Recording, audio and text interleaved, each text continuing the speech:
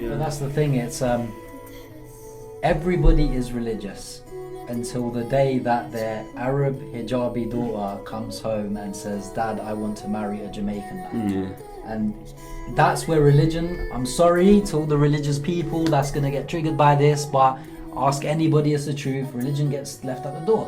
What I would look for in a woman and how I'd find it compatible, how I'd find it to work. I think compatibility is definitely something, sexual attraction is definitely something. I think people dampen down sexual attraction. I think it's a lot more important for men than women, I found. But I think sexual attraction, so you've got to be sexually attracted to each other, compatible, and I just think, you know what it is? Marriage is definitely about sacrifice and give and take. Nothing's perfect, and you're not always going to be right, and there's going to have to be things that you have to sacrifice to make the other one happy, and vice versa.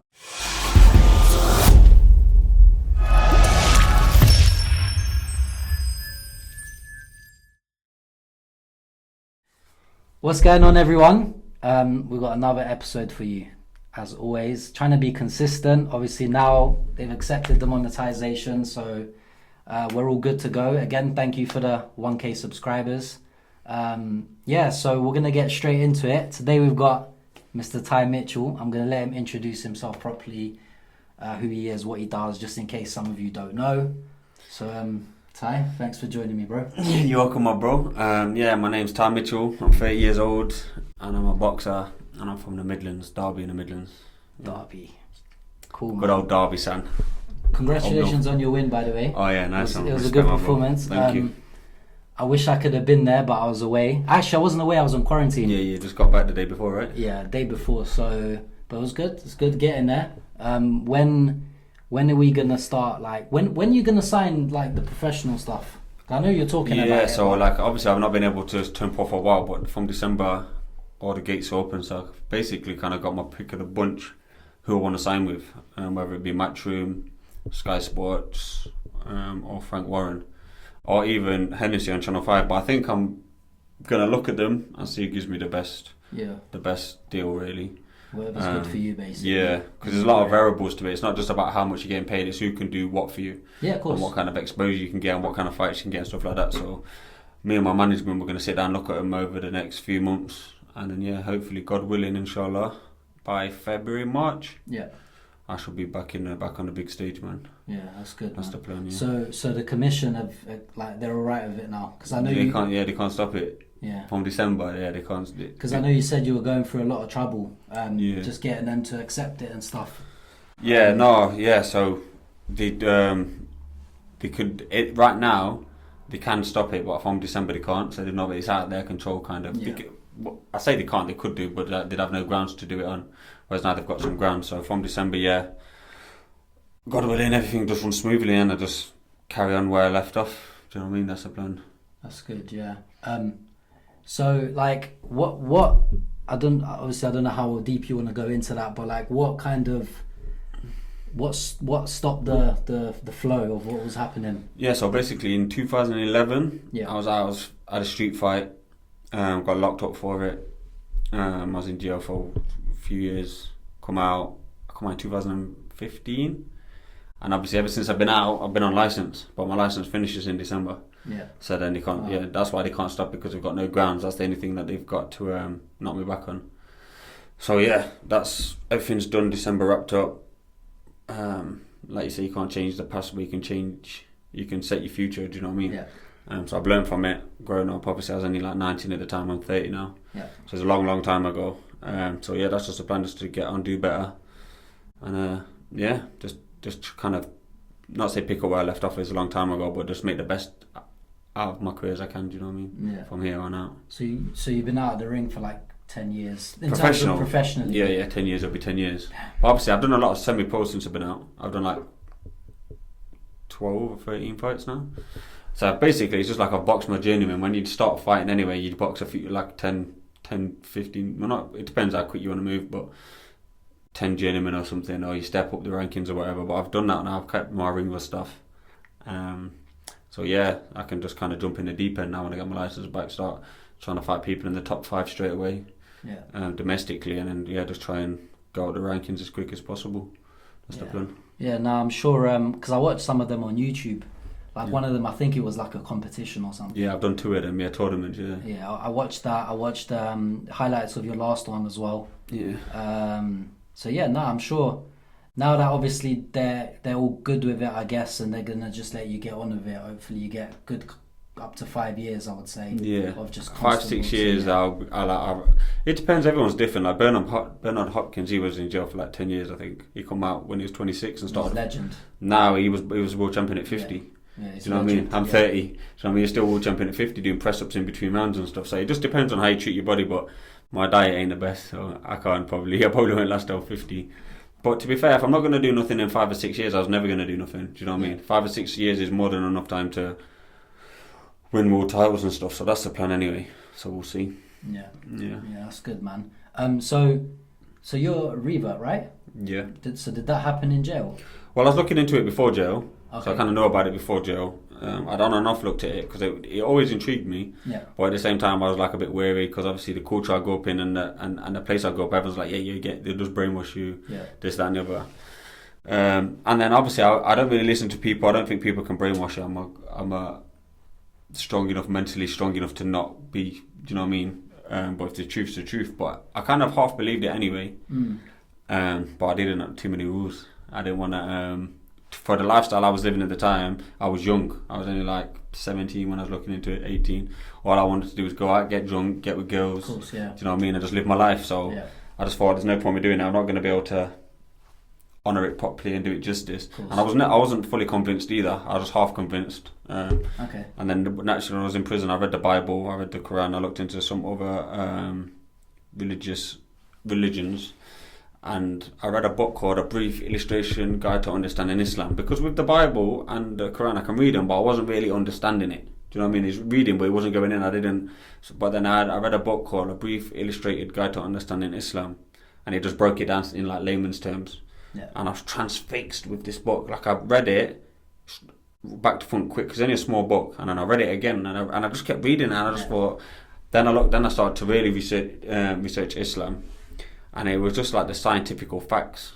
Like you can't argue that. Like no matter what religion you are, whether you agree with it or not, whether you're an atheist, what you are, you can't deny or argue the fact the scientific miracles in the Quran. It's impossible. So I took my shahada in prison, and I think because I did it for genuine reasons, a lot of people, there's like a bit of a stigma. You go to jail, you take shahada. I was just going to ask that, like. Did you like, what is it, maybe you can answer this, what is it about prison that, because there is a stigma, and I don't know if it's a stigma or whether it's actually a thing. Yeah, so like a lot of people, especially people from the outside, are like, you just say so you get longer out yourself. How are you getting longer out yourself if you're a Muslim, bro? Like, where are you getting this from? Why would they let you out yourself? Oh, you're Muslim, let you out. Yeah, you get to go out on Friday prayers, but you can go to Sunday church, or you can go to anything, do you know what I mean? But is it a thing where people actually do it in jail? So I think in the Cat A prisons, I wasn't in there. That's for like lifers and stuff like that. I think the Brotherhood's very strong in prison. I've heard. I wasn't in a Cat A prison. I was in a Cat B and a Cat C. So the Brotherhood is meant to be really strong in the Cat A's, and basically, if you're a Muslim, you ain't getting touched because the Muslims are standing up for each other. They're gonna, if you fuck with one of them, you're messing with them all. Do you know what I mean? Yeah. So it's just one of them ones where that may be the case, but in the prisons I was in, it wasn't like that. Okay. But a lot of people think you get better food and this and that. You can order whatever food you want regardless of what religion you are. Yeah. You get everybody gets a menu the week before, and you can tick whatever you want. Anyone can order anything. So it's a lot of stigma, but I think a lot of people like to follow fashion, or some people need something to believe in. Yeah. When they're in prison, it might just help them. I never did it for none of them reasons. I wasn't persuaded by anyone. I just did it off my own back. And like people have seen, since I've come out, I've never swayed. I've always been on my deen. It's been 7 years now. Yeah. And the older I get, and the more stronger I get on my deen. I just get better. I just get stronger and stronger. I've never swayed. Don't get me wrong. It was really hard adjusting when I come home because I'm from a non-Muslim family. I've got an older sister, she reverted. Was that before you or after you? Years before me. Okay, so she kind of paved the way. I used to take the mick out of her, bro. I used to be like, look at you with your letterbox, because she wears hijab, and I'd be like, you know, letterbox, and then I look at not in like a mean way, just in banter. I'd be like, oh, you're gonna bomb us, this and that, just the usual bants. And then like my family was shocked when I took my shot. They was shocked. They was like, what? But yeah, I found it really hard to adjust for a good couple of years. When I come out, like I'd pray and stuff, but then I'd fall off it, and then I'd go out and I'd be drinking, and couldn't really fit in because none of my friends was Muslim. I've only had Muslim friends probably the past couple of years, like tight Muslim friends. So before that, while they still don't live in, I'm from Derby, these lot like live in London, and some of them live abroad. Because I had Tam on here, who's like he's like a TikTok comedian. He's doing really well actually on there. But he's from Grimsby. Yeah. And he said that there was probably about 2 Muslims in his school. But he said he's lucky that because he's Turkish, he was brought in a Muslim family. So like the motivation to stay within the faith was there because of his household. But he goes outside, it was like, he goes, I'd get like people say things to me and people throw things at me and stuff like that. So I can imagine Derby's probably quite similar in that respect. No one, one thing I will give my friends, my family credit for, none of them, they've all been very respectful of my religion. But it wasn't nothing to do with them. No one said anything to me, and no one was verbally abusive to me. Yeah. On Facebook, you have a lot of people saying stuff, not at me directly, but just racist about Islam in general. But personally, I've never had an issue with it. Yeah. But it wasn't to do with people's opinions. It was just to do with me fitting it. Like I was just. Imagine you want to practice and you know that this is right, but also you live in a life and you're just surrounded by fitness 24/7. None of you, like my sister's Muslim, but she lives in Bradford, so I never see her anyway. Yeah, it's way up north. Yeah, so like all my friends, all my family, no one's Muslim. Yeah. So it's just like you're trying, but you slip. Do you know what I mean? I just kept slipping back in and out, and it's like I was living a double life, and I was finding it hard to adjust, and I didn't fit in anywhere, and it was hard, man. But it just, as the years got on, I've just got a bit better, and now, alhamdulillah, I'm like the strongest I've ever been, and I hope it just keeps increasing as I get older. Yeah. But yeah, it was hard to adjust, man. It was definitely hard to adjust. And then, to be fair, who changed it a lot was me, as I connected with Khalid Sadiq, you know Khalid. Yeah. And me and him just randomly, I'll tell you what happened, my son loves one of his songs, Ya Habibi. Yeah. And he always used to play it. And then I must have come across him on Instagram, and I clocked that was the song, and I looked at his page and thought, I rated it, so I followed him. He must have followed me back. And he must have ended up coming to Derby for something, because he grew up in Leicester, so it's not far. And then we met up in Derby, we got on dead well, cool, whatever. And then after that I met loads of like his brother and all his friends, like through that, and through him I met a lot of other people, and now I've got loads of Muslim friends. Yeah. So now, and it was really weird because like I could just be my absolute self around them, like, and I fit in. Do you know what I mean? So it's like they understand Islam, they understand nobody's sinless, and you can just literally be your absolute self.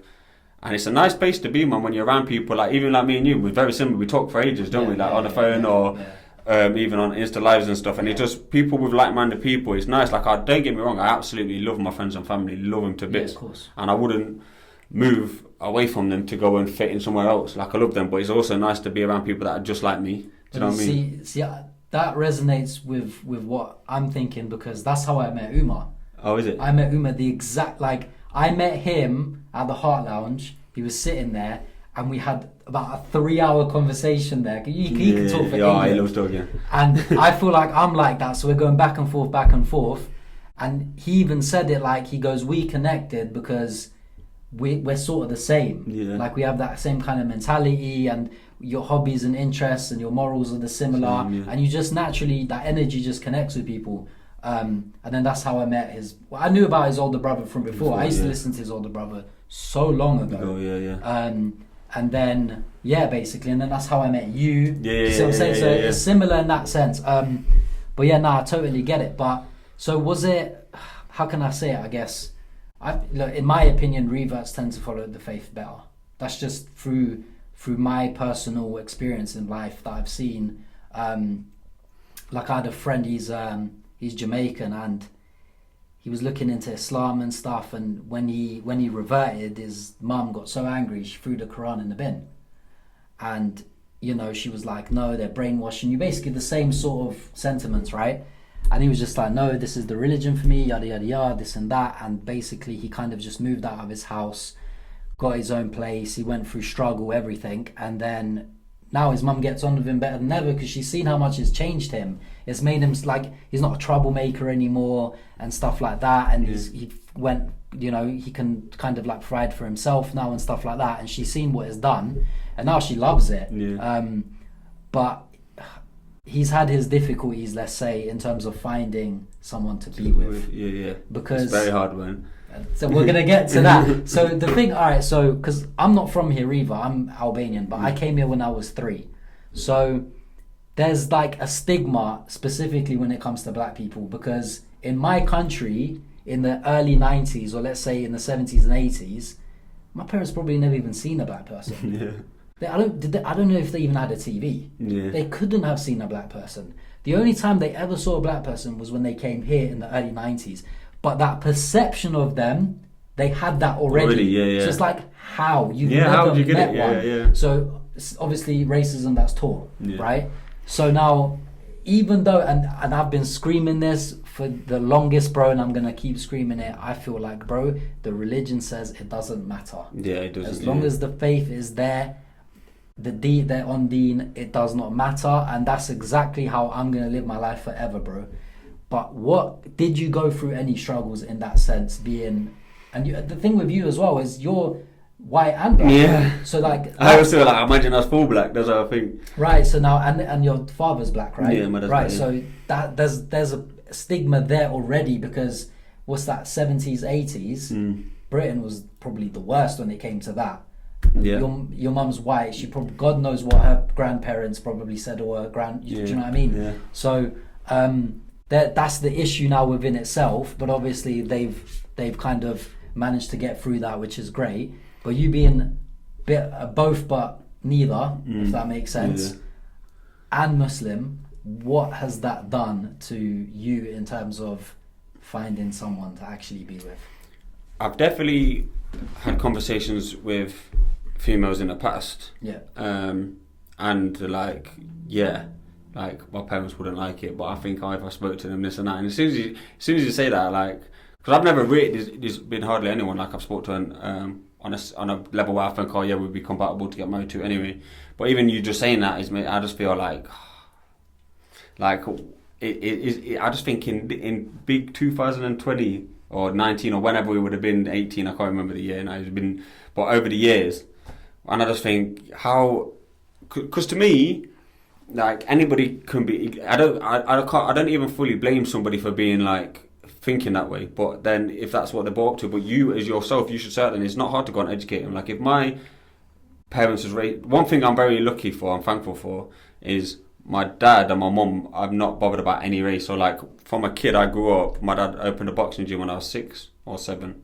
I was a kid, and he called it One Nation, and that's because anyone from any nation could come to this gym. There's no hierarchy, and my dad told me, he instilled that in us kids from young, like, where no matter where you're from, in that kid where we grew up in a neighbourhood where there's Slovakians, there's Pakistani, there's Indians, there's Jamaicans, there's African, and because we was literally one gym, we was just all kids, we didn't see race or nothing like that, so that's been instilled in us. So I find it lucky. But even if I was born in a situation where they didn't think like that, like, I feel like it's very easy to go and educate them, say, alright then, cool, you just challenge their ignorance, but in a respectful way, because of your parents. You can't just badger them, oh, you're stupid, you shouldn't think this and that. Your parents, you have to give them the rights and be respectful. But I think it's very easy to break down that mentality if you speak to them. After that, if it's ignorance, that's on you. I can't change your ignorance. Right. You know if you're wrong, but if you do want to be ignorant. One thing I don't get is why people, when Arab families, mostly I see it in mostly Arab or Asian families, where they're just like, yeah, like, they're not so bothered about who the son's married, but the daughters, they're not on it. And I'm just like, you don't have to live with this person that they're marrying. If they're happy, okay, what about you when you're dead and gone? Now you've just left your daughter with someone that she doesn't want to marry to appease you, and now you're not even, yeah. They don't care. So I'm going to stop you there with the first point. You say it's not hard to educate them. The problem is, it's not that they don't know. Yeah. It's that they're stuck in that way now. Like my parents, specifically my father, perfect example. He wants me to get with an Albanian girl regardless. He even said, even if she's Christian, don't care as long as she's Albanian. Because he's talking historically before the Ottoman Empire, stuff like that, it was Christian anyway. So he's saying that shouldn't matter, because he's very patriotic in the sense of preserving your culture, preserving the language and all these things. Little does he know, the women in his time Albanian women aren't like the Albanian women. I will never find a woman Albanian like my mum. Impossible. Because the times have changed, they're different now. But they're stuck, that's what I'm saying, they're stuck in that way. So regardless of what you say, that mentality is fixated. They'll even say, yeah, you're right, but they'll still won't go the other way. You're right, but I'm still not changing my mind. Right. Yeah. And then the whole son and daughter thing, which I agree, but it's always going to be easier for the son. Yeah. Just because, like, and this is just my opinion of what I think the reason is, traditionally, the wife goes into the son's household, right?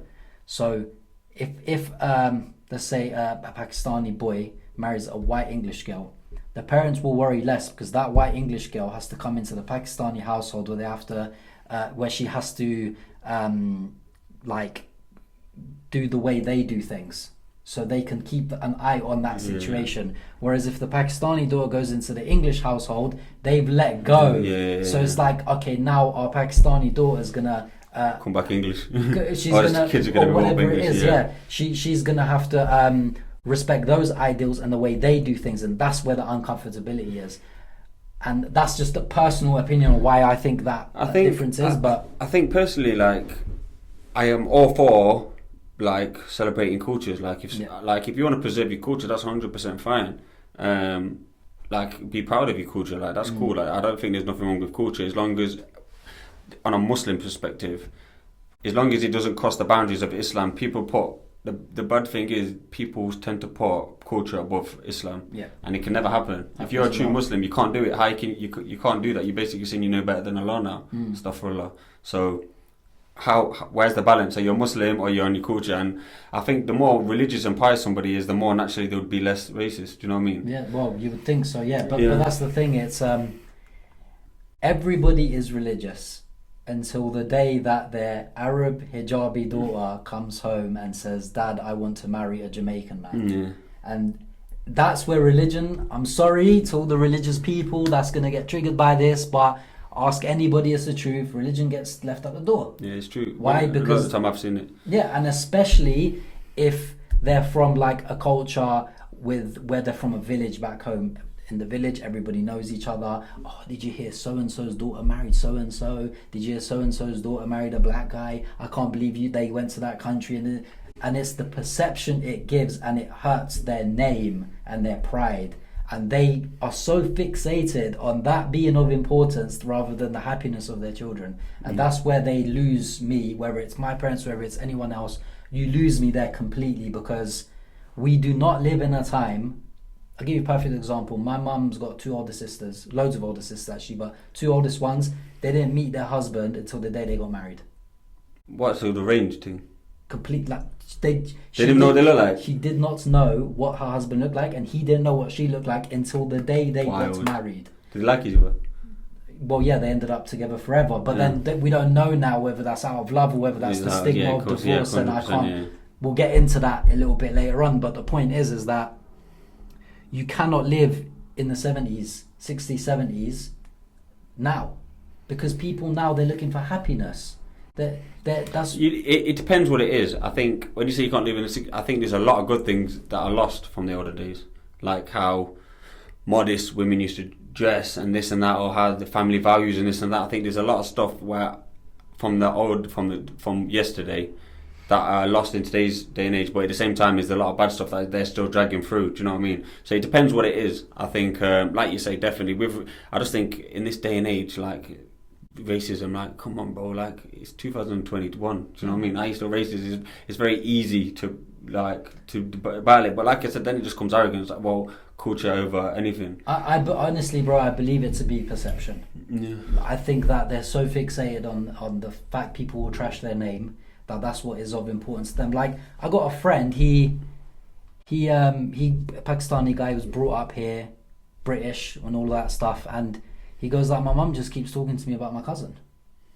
And he goes, apparently they spoke about me getting married to her when I was like 2.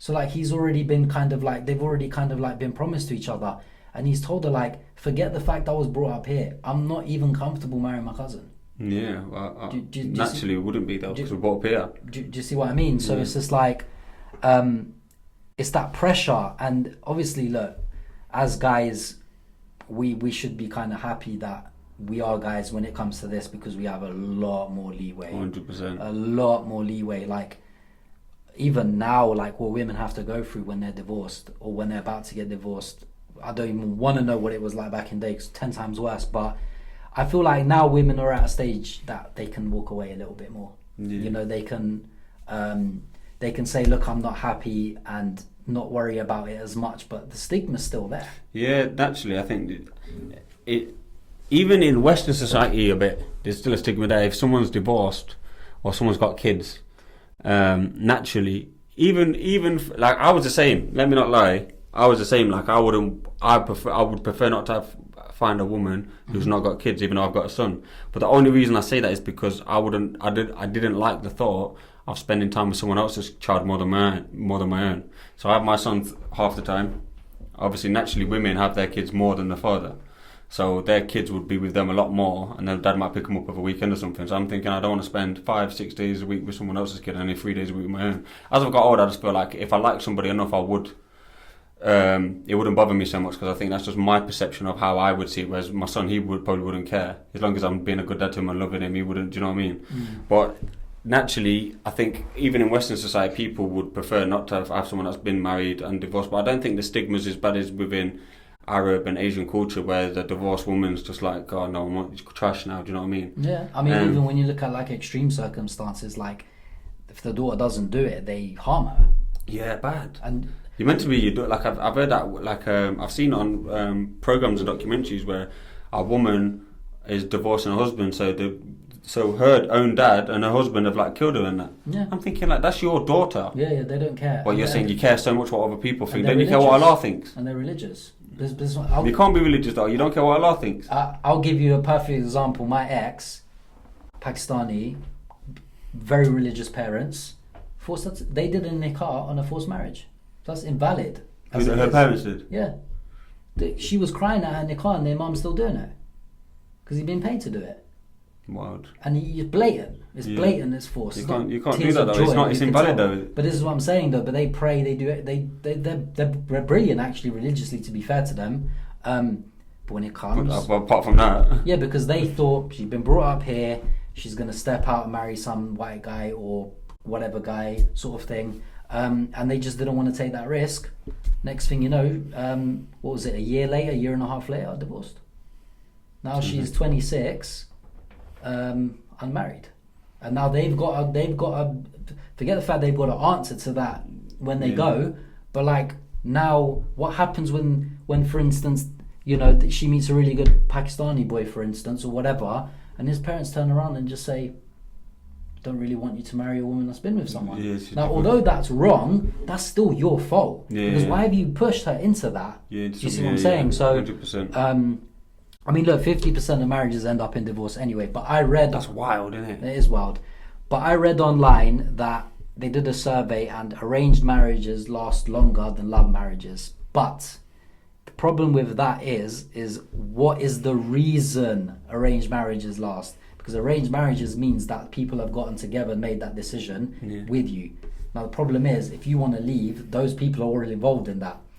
So it's that stigma of, I can't leave because this is what's going to happen. They didn't look too deep into it, but I can almost guarantee you if they did, the reason people stay, specifically women, is because if I leave, I've got nowhere to go. Who's going to want me? I'm not a virgin no more. I've got children, especially that. Who's going to want me? So they literally stay in an unhappy marriage, abusive marriage in some aspects, either for the sake of the kids or because where am I going to go? Who's going to want me? I've got 2 children, kind of thing. Do you see what I'm saying? So in that sense, we've got a lot more leeway. But why do you think the reason? Because I remember we spoke about this on your live before, and I was like, in our parents' generation, from where I'm from, anyways, especially in the Western culture, is most of my friends' parents are not together. Most of my friends are not even ever been with the baby mum. They might have been with them briefly, or they've just seen them and they've got kids.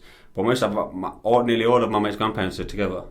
So I felt like, what's happened in these 3 generations where it's gone for most people are together, to most people are just was together, now they split up, to most people wasn't even together and having kids. And I remember you saying you think it's because of obviously the stigma of getting divorced and this and that.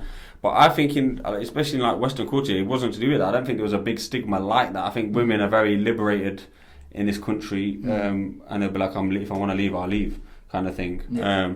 But it's got to be something. I think there's many variables to it, but I think social media is one of the biggest things, because if you're going through what you're going through, you can go through with your partner whatever you're going through, and then you've not got 20 other people trying to take your attention and trying to take you out anytime anything goes wrong. You can't just go online and get fed false love or attention by people that are liking your pictures. Do you know what I mean? They never had that then, so they'd go through the stuff and then they'd get back together and work it out. Do you know what I mean? Or they would probably just go into another room and whatever. They wouldn't be so easy to just give up on things. I think right now, in our generation, people, it's so easy to give up. As soon as times get hard, I can't be bothered. I'm going to go my way, you do your way, because we've both got so many options these days where they never had these options before. I think people are too... I think not just in relationships, anything in life. I think we have life so easy. We have cars that are easily driving themselves these days. We've got dishwashers. You know what I mean? Everything's done for us. So anytime we have to do something that's hard, we just give up. As a society, as a generation, we're a weak generation. I think in our grandparents' generation, they had to work for their money. Do you know what I mean? And actually go to work. Yeah. I think we're quite a modern generation, quite a spoiled generation. Yeah. And myself included. I include myself in this. I'm quite easy to give up with things that get hard, but there's certain things, obviously I box, so training is one of the hardest things to do, but there's certain other things where I just give up easy because it's just easy. And I feel like it's just a different mindset of just being able to give up when things get hard these days. The thing with it is as I said, the divorce rate's 50%, right? So analysts have said it varies between 40 and 50%. In the UK with the research that I've done, is 33. So now in my head I'm like, how can it be 33%? How can it be less in the UK than the average, when in the UK they're much more liberated in what they can do? So it just seems like people here leave less, statistically. What do you mean leave less? Like they're less likely to leave. Okay, yeah. Generally, but it's like, but this is supposed to be the most free country, but yet people seem like, statistically, that they want to work things out more than generally, which is all the way around the whole world. I know in America it's 50% and 72% is initiated by women. Is it? Yeah, and they say 72% initiated by women, and over 70% out of the 50% that stay because the salary is over $250,000 a year. So apparently people that have money have more reason to stay in a marriage. Yeah, because that's how they lose the money. That's what the statistic says. So it is a multivariant for me. Like it is more than one reason. It has to be more than one reason. Definitely. For me, because I don't focus so much on Western culture as much, specifically Britain, I couldn't say.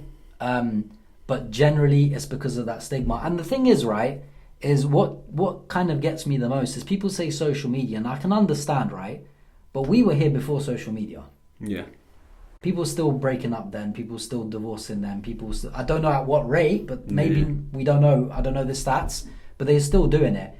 When High Five and all these things, you didn't even have social media, not even MySpace, which was only a music platform anyway. Yeah. So it's like, but people were still doing it then. So for me, it's like, what's happening then? And then someone said to me, oh, during our grandparents' life, they communicated more. And the thing with that is, again, can't speak for British culture. I can speak for Middle Eastern, Arab kind of culture. Very misogynistic culture. Arab, Albanian, Turkish, kind of this Middle Eastern, Arab kind of, I'm not sure, I haven't done much research to look at where it stems from, but in these misogynistic cultures, which are still misogynistic till this day, right, women couldn't leave.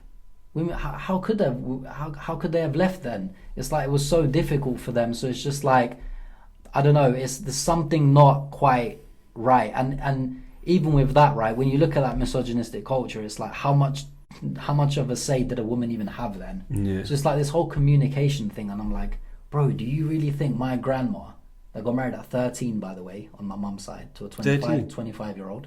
You got us 25? Yeah, on my mum's side. Yeah. Was 25, she was saying, yeah. What say did she have in any shape, way, or form at any point? Yeah. Like, it was literally shut your mouth and sit there. So it's almost like, okay, they stayed, but did they want to stay? Yeah. Because I get they stayed, because the statistics show. Yeah. But it's just like, what why? was the reason, yeah. And I believe when you look at it in the grand scheme of things, it had to be because they literally had nowhere. Like, so sad when you think about it, man. Of course, that's so sad. Like, imagine just being a young girl and just saying, and even your parents allowing that to happen. Yeah, because it was normal back then. Yeah. So my grandma was 13, and my mum till this day says that my granddad waited 3 years to consummate the marriage, and I've told her that's absolute nonsense. And I've said that to my mum, with being respectful. I've said, Mum, look, I don't believe that's true. Yeah. I don't believe that he waited 3 years to consummate that marriage. I believe it was done straight away, and that's just my opinion. She got a bit triggered by it, and I was just like, look, I understand, but you got to understand this man didn't wait. Yeah.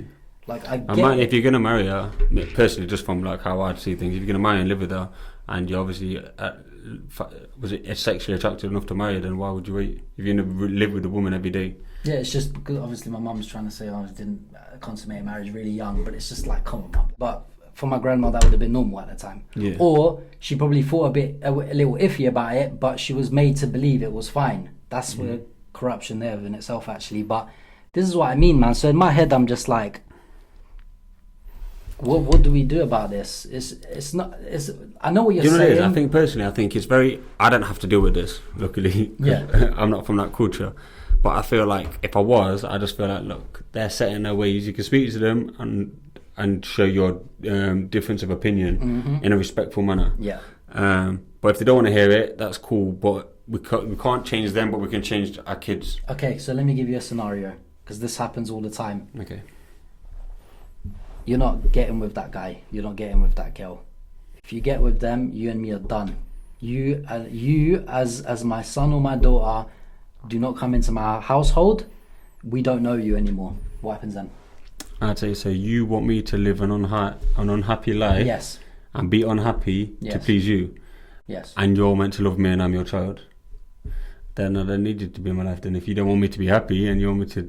If you want me to live on a happy life, then that's fine. I don't want to live on a happy life. I want to live a happy life, and you, as my father, should love me enough to want that for me. If you don't want that for me, then why would I want to fight to be in your life for somebody that doesn't love me anyway? Yeah, and that's what I've said to people. But you have to understand, like, this culture is so family orientated that that's like their everything, and they've been made to believe that that's their everything because they've seen the way their parents are, etc. So it's been embedded in them that anything other than that is out of the norm.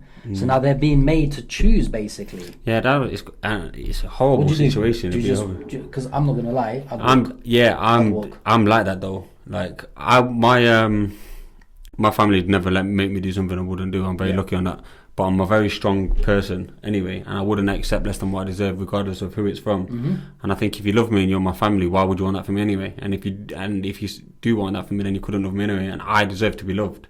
I think everyone should be loved properly, and I feel like the way I see it is look, these are my family and I love them to pieces, but they will never experience true love and what it is for someone to genuinely care about them for them and want them to be happy, not because of an ulterior motive. I don't want you to be happy because you're making me happy. I want you to be happy because you're happy in your life. You've got to live this life for you. If I'm your parents, I'm probably gonna die way before you.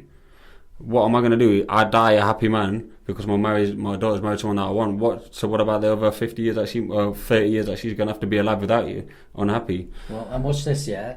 Us as men, generally speaking, we can share a bed with any woman. If we're attracted to her, we're good. 100%. Yeah, we don't care if we've known her 3 hours or 3 years. Women generally cannot do that, bro. Nah. Especially if that's a girl that's not really been ever intimate with a man before. And so I remember my ex told me like she had to sleep with her clothes on. She didn't want him to see her naked. And she didn't even sleep in the same bed as him. She said she used to sleep on that sofa in the blistering heat. Imagine that. That's like, imagine how sad that is to live. Like, why would someone want to put their daughter through that? But they don't care, bro. People have killed their daughters over this. Wild, bro. But you see what I mean? And then it's like, and I did an episode on this, and I was like, how are you religious people, man? Like, think about this. No way. It's like the Prophet, peace be upon him. He married a widow. He married a divorcee. He married women older than him. All of these three things today, that this culture that I'm speaking about, that you're happy or not a part of, will look down on someone that has done those three things. And it's like, who the hell do you think you are? Yeah. One of his closest companions, Bilal, was a black man. Yeah. And it's just like the first person to call the prayer. Yeah. And it's just like, who do you think your son is for you to say to your son, no, she's been with someone? And the prophet of our religion, peace be upon him, did that very thing. Exactly. How dare you? Exactly. And it's like, if we're supposed to take a leaf out of his book and follow through the religion the way that he did, as close as possible, why wouldn't you do that? Exactly, yeah. He didn't see an issue with it, but you see that as an issue today for your children. Who the hell do you think you are? So you're saying you know better than a prophet? And that infuriates me. It's bad, man. Like I said, man, you say, like you said earlier, like, they're very religious until it comes to something they dislike, and then religion goes out the window. Yeah, so it's I think he wants to marry a black guy. Yeah, and I think we all have certain nicks. Like we say, we're all religious until it's something we don't like. But the difference is, say if I sin, whatever the sin may be, I still don't think it's good, and I'm better than the sin. I don't like do something, guys, all right, because that's what we do in my culture. Yeah. Like if I've sinned, I feel bad after I've sinned. Of course, yeah. And I think that's the difference. These don't feel bad. They just think, well, it's my culture, and my culture is overriding religion in this instance because it's going to make me feel better. But like, you go in to die, you go in to face God. What's your explanation going to be when you face Allah? I'll be honest with you, bro. I don't think they care. They will do. Of course, but in that instance, bro, you have all the knowledge. Like, you can't say, God, I didn't know. Like, you knew. Yeah. And it's like, you just chose to go against it. And I've apparently, because I watch quite a bit of Mufti Menk, like, I quite like him. I like him too. And he said, like, if you believe your daughter's making a mistake, let her make that mistake. And let her come back and say, Mom, Dad, I'm sorry, I made that mistake. But he goes, you cannot stop or force your children. And they still do it. And that's supposed to be a person that studied the religion and can interpret it in a good way where you can understand it. They don't care, bro. I'm sorry, when it comes to this particular subject, culture always beats religion. I feel like it's never going to change. I feel like at this point, it's so set in the ways the Prophet himself, sallallahu alaihi wasallam, could come back and say if he could come back for whatever reason and say, look, this is wrong, they'd still say, it's alright, it's our culture. Do you know what I mean? Or if they lived in the time of the Prophet and they still had this mentality, should I say. And it's just mad, innit? Like, what can you do? Like I said, you can't change. Most of them won't. They're ignorant to the ways and they don't want to change. So cool. But what we can do is have these discussions, speak about it, and women being more open about it and how they feel, and not let it try and trickle down into us and into we our next generation and our children. We need to educate the new generation, the older generation. Like I've said, in my opinion, I know you said it's easy to kind of educate them. I believe that they're just stuck in their ways, and that's not going to change. But I think. Bro, you'll be surprised like how many people, young, even guys that come to me, bro, and they're just like, this is the situation I'm in. And I'm just like, bro, listen, your parents, with all due respect, none of our parents in 30, 40 years time are going to be here. And you're going to have to be with a woman that you're not happy with just for them. Exactly. And you're still a guy, so you can still kind of firm it to some extent. Imagine her. Yeah, exactly. Like it's harder for them, bro, and it's just like 100%. Put yourself first every single time. In my opinion, the most important thing, in my opinion, in this world is happiness. 100%. Like nothing beats happiness. Yeah, no way. Like that's what we all strive for in life is happiness, man. And it's so hard to attain. People don't understand. Like just have peace of mind anyway is like one of the hardest things to attain. If you're living your life constantly trying to please your parents or your friends or this society, and your happiness, is being compromised as a consequence, you're never gonna attain true happiness like that. Trying to impress other people. No way. It's like you'll never attain it, and it's just like. Do you know what it is? Though? I think a lot of people they struggle to find they don't know who they are. Yeah. Anyway, I struggled with that myself, trying to fit in and knowing exactly who I am. And I think until you realise and find out who you are, it's going to be hard to be happy and have peace of mind because you're always in conflict with your own mind. Do you know what I mean? So I think like you say, man, I think having a partner that gets you and wants the best for you and you're in love with and supports you on either side, male or female, depending obviously whether you're male or female, I think a man needs a woman and a woman needs a man. And definitely. I think it's one of the most beautiful. I've never been like in a marriage and this and that and had this, but to my knowledge, how it would be. Imagine just being in love with somebody that's got your back no matter what, and you're with them because you love them. But that's what I'm saying. But nowadays, and the people are getting taken away from them. You're just getting forced to be with someone. And see me, I'm a person where I can't hide emotion. Yeah. Like I can't force nothing. Yeah. Like anybody that knows me, any of my friends or family, they'll tell you like how I feel. I express how I feel. It's good. But it's not always good. Say if in past relationships, if my head was like swaying a bit, like I was like losing a bit of interest, if I felt like that day, they would understand that day. I wouldn't just let things go and I'd think, I'm going to get past it in a few days. I'd express how I felt straight away, because I can't sit on things. I can't like suppress things. I just talk about how I feel. There's certain things to people like in the outside world I don't talk to. Like I don't want to talk about my business. But to my partner, like I can't suppress things. Like how I feel is how I feel, and I might change tomorrow. But today this is how I feel. Yeah. It's just for me. I think the society we live in now, it's almost like men and women are in conflict with each other, especially when it comes to who needs who and why. It's just like, bro, we need each other, man. Yeah, man. No one is better than the other. No one's like, we like need I each literally other. commented this on a friend of mine's post the other day, and he was basically, I think sometimes he has very good messages, but he doesn't always put them across in like the best way. But even though his core messages a lot of the time I agree with. But I'm like, men and women are equal in Islam. Men and women are equal, but they're different. That's what you need to understand. Just because they're different, it doesn't mean they're not equal, and just because they're equal, it doesn't mean they're not different. And I think in this day and age, especially in the West, the women are so liberated that they think that they have to be men and act like men and do men things. Like, it's cool to be a woman. Like, that's your power, because no matter what I do as a man, I can never be a woman. What a woman possesses, how to make a house into a home, how she raises a family, this and that. I could never personally do that. I'm not built like that. And I admire a woman for that. And I think women these days are so striving on being independent women and this and that. Which, if that's what you want to do, alhamdulillah, it's your life. Do what you live how you want to live. You can be independent though, and still have a healthy household 100%. With a husband and a great family. It's just, it feels like... I'm on about independent to the point where they don't even, if they're in a relationship, they're trying to not let the man fulfill his role as a man. Right. They're trying to live the whole role. I don't need no one for nothing, this and that. And I'm thinking, the happiest relationships is when you both know what each other's attributes are. Your man has his attributes, and you're a team, and just work together. And you're a team. Once you understand who you are and what you have to offer, do you know what I mean? Then I think that's when the most beautiful relationships thrive. Definitely. But I think men these days are not men. I think a lot of men these days and age, and I've been guilty of it myself in the past. Not men. You act like men, but when it's time to do men stuff and grown men and this and that, they're not. They're built different, man. More mummies, boys with this, that. Do you know what I mean? So what's having said that, what's a man for you in terms of what encompasses a man today? So I think a man is somebody. I'm quite traditional though. I believe in tradition. I feel like a woman can definitely work if she wants to work. I'm not saying she should stay at home, but I think a man should go out. He's the provider for his family. He's the protector, and a woman is the woman that will make a house a home. Now, just because a man goes out and works and a woman might be the one that raises the home, that doesn't mean she can't have a job, and it also doesn't mean that the man can't come home and help his wife clean. And on the opposite side, it doesn't mean a woman can't help her man make money. But what I mean is, generally, I see a man is the protector of the house. He's the leader. You can't lead when you don't know where you're going. I think a lot of men in this day and age, they don't have no plan in life. They're just going day by day.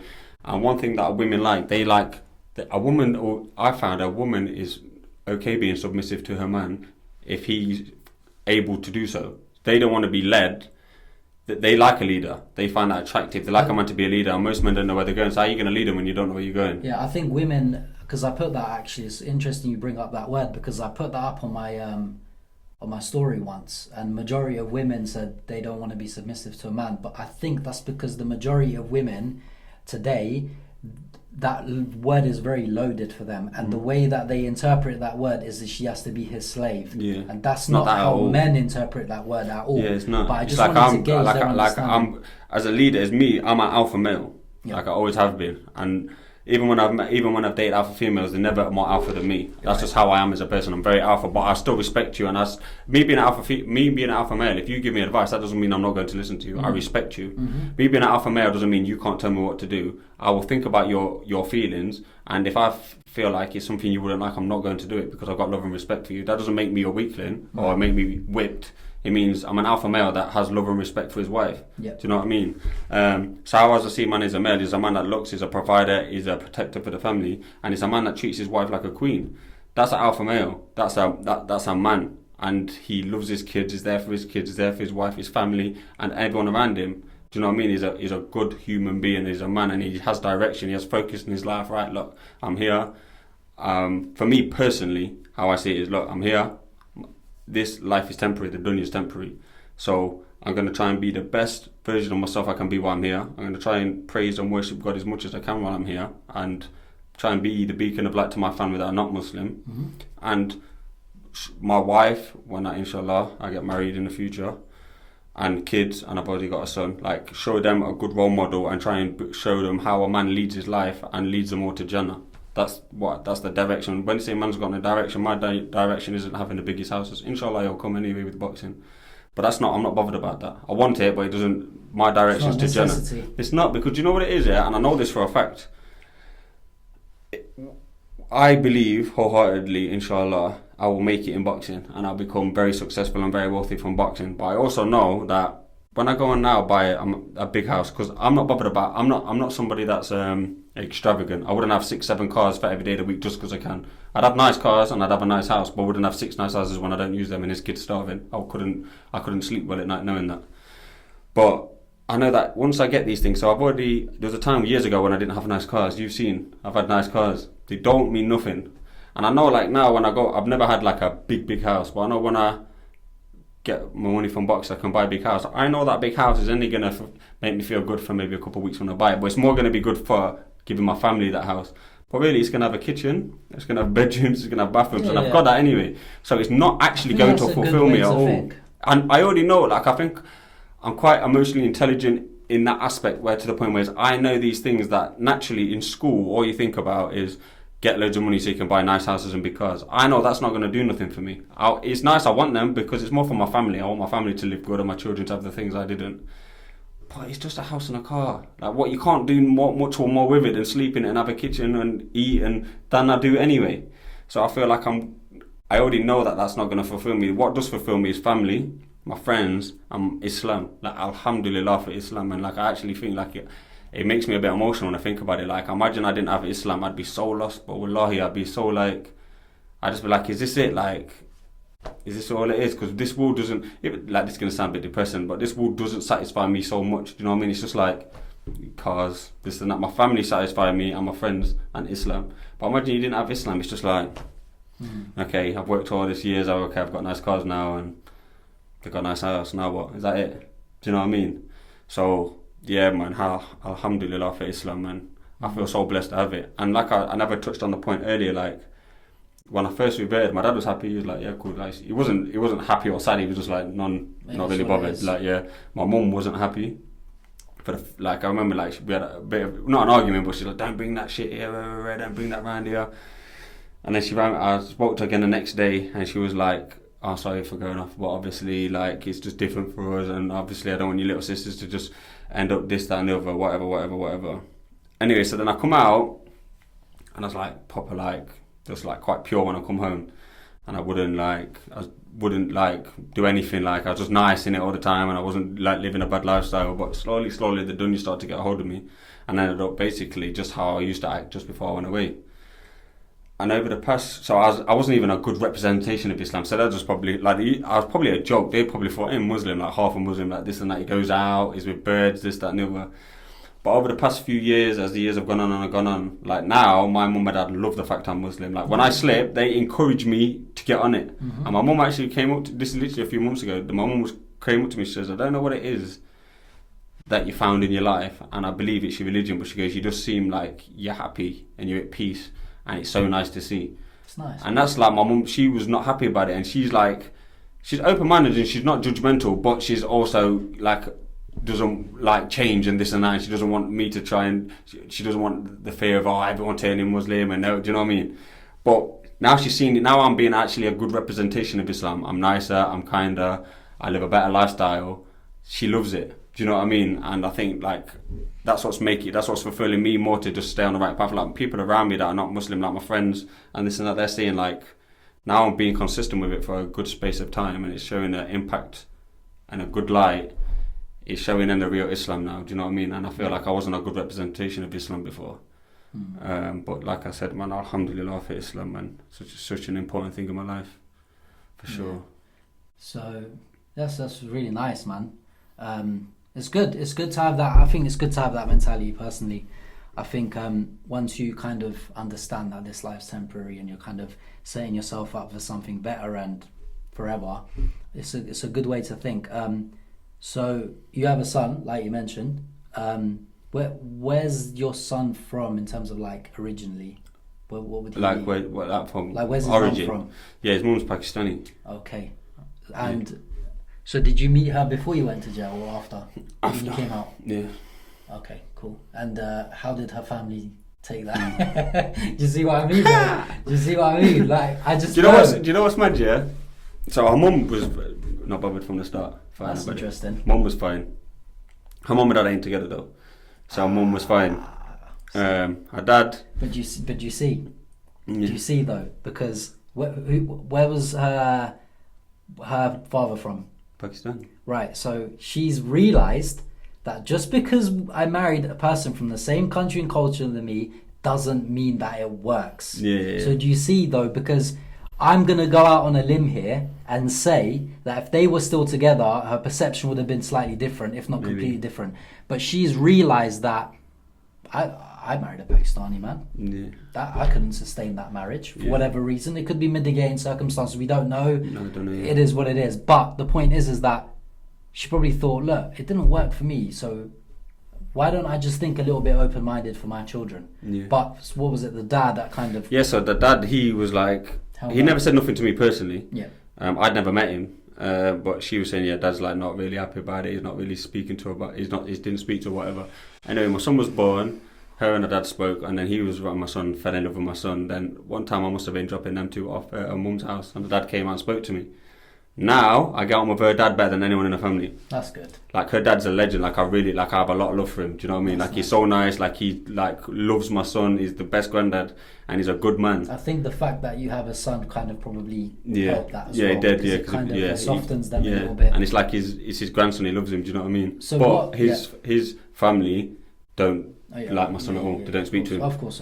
I don't know what his relationship is, but my son's mum told me like she doesn't speak to none of her family from my dad's side. Like they say bad things about my son, this and that. Like I've not seen them. They wouldn't say it if I was there. Of course not. Do you know what I mean? Like obviously I have respect for his fact, like her dad and stuff. Obviously there'll be certain things, but you can't be saying racist things about my son while I'm there. No way. Like it's not going down like that. So how old's your son right now? 5. Okay. So where did I want to go with this? I had a really good point, but mine's gone blank. He's on about. Were you married? Yeah. Okay, so what for you is the most important thing in marriage? Because like you're not together today, right? No. So you can. It wasn't a love marriage though. So touch up on that a little bit. We just got married because out of circumstances. Okay. We got married out of circumstances. Right, we wasn't married before she was pregnant, but we tried to do do you know what I mean? So we done the right thing, tried to do the right thing, this and that, and I tried to make it work. We're just different people. We're just very different. Okay. We're not compatible at all. Okay. But we co-parent well. That's the main thing. She's the best mum. We might have our differences with each other, but she's a brilliant mum. I cannot knock her on that. She does everything for my son. He wants for nothing. So I'm really thankful and grateful for her, for the mum she is. See, this is what I respect though, because the podcast I did the other day, would you compromise your happiness for the sake of your marriage? And Tam said he would if he had children, and I disagreed, because children can see toxicity. It's going to affect them. It is much better to have because 2-parent household generally is better for children, but if there's so much toxicity that, like you said, you're not compatible, with incompatibility is going to come arguments, frustration, 100%. All of these things. You don't want your kids to see that. It's going to affect their life. But the fact that you two have realised that you've split up, but yet you can co-parent so well, that's going to be much healthier for your son. 100%, man. We're both single. Now we're both single. Yeah. We could get back together for his sake, but that's not best for him, and it's not best for us. And you know what? I want my son to go up on both sides. I want his mum to fall in love with somebody that she's compatible with, loves that, and me the same. And I want my son to realise what I love marriage is, two people that love each other.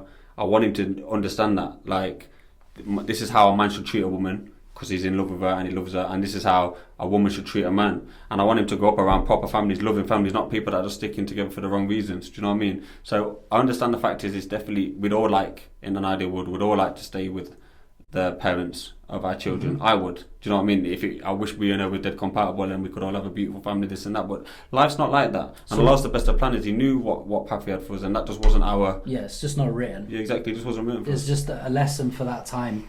Yeah. So what's the most important thing to sustain a marriage? Yeah. Would you say compatibility? Would you say? Yeah, I think. Do you know what it is? I think compatibility. What could have done it for you, and the lady, for instance? Me and his mum. Speaking out loud, yeah. Oh, well, we wasn't compatible. Thinking out loud, rather. But I'm not going to speak about her per se, but I speak about what I would look for in a woman and how I'd find it compatible, how I'd find it to work. Right. I think compatibility is definitely something. Sexual attraction is definitely something. I think people dampen down sexual attraction. I think it's a lot more important for men than women, I found. But I think sexual attraction, so you've got to be sexually attracted to each other, compatible. And I just think, you know what it is?